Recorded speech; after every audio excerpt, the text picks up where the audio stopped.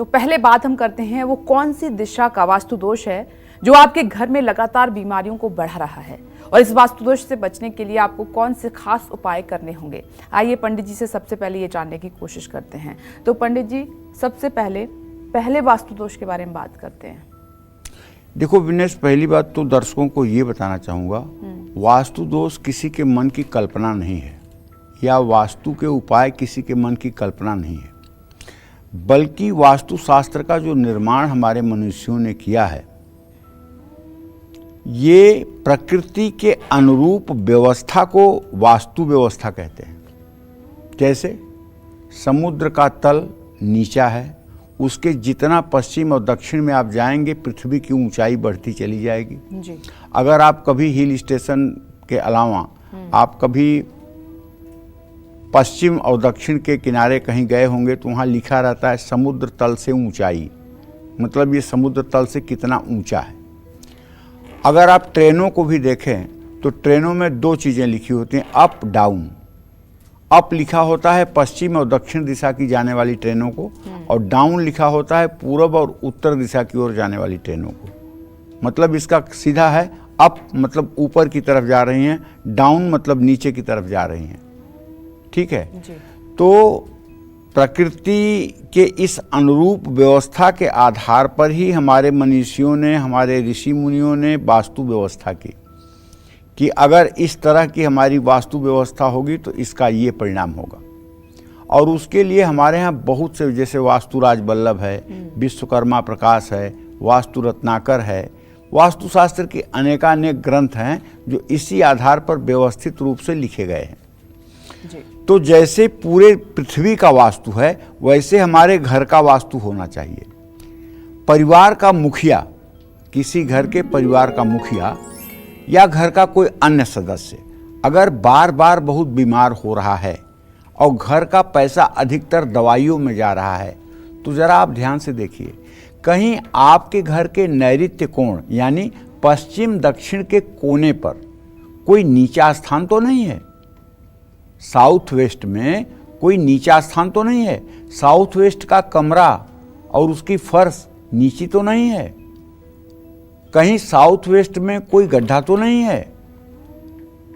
कहीं south west के बाहर की साइड कोई गड्ढा तो नहीं है, कोई तालाब तो नहीं है, कोई नदी तो नहीं बहती है। अगर ऐसा है तो बीमारियां पीछा नहीं छोड़ेंगी। ये बड़ा वास्तु दोष है। अगर दक्षिण और पश्चिम के कोने में कुआं है या बोरिंग है या पानी का कोई अन्य स्रोत है जो जमीन के नीचे है, तो उसे आपको, अगर आप सुखी रहना चाहते हैं तो हमारा विचार है कि उसे आपको बंद करवा देना चाहिए। अगर दक्षिण पश्चिम दिशा में किचन बना हुआ है, रसोई बनी हुई है, तो उसे आपको अग्निकोण में स्थापित करना चाहिए। वहाँ से किचन हटा देना चाहिए क्योंकि वो मुखिया का स्थान है। वहाँ चूल्हा जलेगा तो यहाँ मुखिया जलेगा। तो मैं ये कहना चाहता हूँ कि अगर इस तरह का वास्तु दोष है तो इससे बचने के लिए दो उपाय मैं आपको बता रहा हूँ।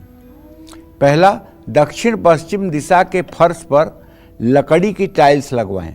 अगर लकड़ी की टाइल्स नहीं लगवा सकते हैं तो ऐसी टाइल्स लगवाइए जिसका लुक लकड़ी की तरह लगता हो। और दूसरी बात, कभी भूल करके भी चमकीले टाइल्स दक्षिण पश्चिम के कोने वाले कमरे में ना लगवाएं। अगर दक्षिण पश्चिम के कमरे में कोई वास्तु दोष नहीं है और सिर्फ आपने सफ़ेद रंग का चमकीला टाइल्स लगवा दिया है, तो आप विश्वास करिए वो बेसमेंट का फल देगा, वो कभी अच्छा फल नहीं देगा। अगर ऐसा आप कर चुके हैं तो आपको एक टाइल्स के ऊपर मैट लगवा देनी चाहिए ताकि वो टाइल्स की चमक ना दिखे। एक ऐसी मैटिंग करवा देनी चाहिए जिससे कि आपके टाइल्स की चमक ना दिखे। एकदम आजमाई हुई बात बता रहा हूँ आपको, कोई मनगढ़ंत बात नहीं है। इससे आपको तत्काल राहत मिलेगी।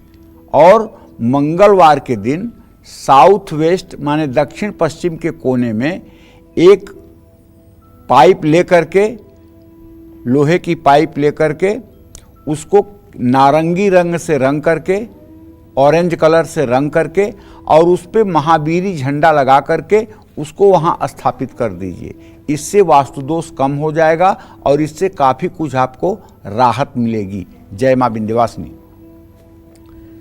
चलिए चर्चा को और आगे बढ़ाते हैं। खूब कमाते हैं लेकिन खर्च आपकी आमदनी को हमेशा पार कर जाता है, यानी आमदनी तो आपकी अच्छी है लेकिन बढ़ता खर्च आपको परेशान लगातार कर रहा है। तो इसके लिए घर की किस दिशा का वास्तु दोष जिम्मेदार हो सकता है और इसके बुरे प्रभावों से बचने के लिए कौन से वास्तु उपाय आपको करने हैं, आइए पंडित जी से अब ये जानते हैं। पंडित जी, ये बात सच है, कई घरों में कमाई बहुत अच्छी है और कहते भी हैं कि इनके यहाँ तो पैसे की कमी नहीं है, तो फिर प्रॉब्लम्स क्यों पीछा नहीं छोड़ती? देखो ऐसा है बेटा, जहां तक मेरा अध्ययन है, अगर किसी की जन्म कुंडली देखी जाती है तो उसमें अगर सूर्य 12वें भाव में हो तो पिता के उत्तरदायित्व को निभाने में आदमी परेशान रहता है। चंद्रमा हो तो माता की बीमारियों पर आदमी का धन जरूरत से ज़्यादा व्यय होता है। मंगल अगर हो तो भाई बहनों के कारण धन हानि हो जाती है। बुध अगर हो तो मित्र धोखा दे जाते हैं। बृहस्पति हो तो ऐसा आदमी इतना बढ़ चढ़कर धर्म में खर्च कर देता है कि परेशान हो जाता है। शुक्र अगर हो तो ऐसा आदमी पत्नी या प्रेमिका के चक्कर में अपने धन का नाश कर देता है। अगर शनि हो तो ऐसे आदमी के नौकर और मजदूर धोखा देते हैं जिसके कारण आदमी बर्बाद हो जाता है। राहु हो तो बीमारी पर, कर्ज पर और लॉटरी सट्टा जुए पर आदमी का पैसा बर्बाद होता है। केतु हो तो बीमारी पर और मतलब कि नाना प्रकार के दुर्व्यसनों पर धन की बर्बादी होती है।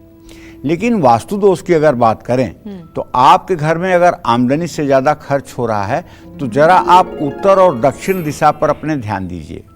उत्तर दिशा में अगर गंदगी है या उत्तर दक्षिण दिशा की तुलना में ऊंचा है, मतलब उत्तर की फर्श ऊंची है, दक्षिण की फर्श नीची है, अगर ऐसा है तो आपके घर में कभी लक्ष्मी का अस्थायी वास नहीं हो सकता है।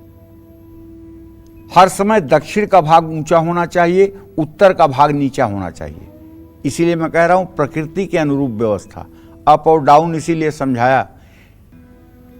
पानी का फ्लो हर समय दक्षिण से उत्तर की तरफ होना चाहिए, न कि उत्तर से दक्षिण की तरफ।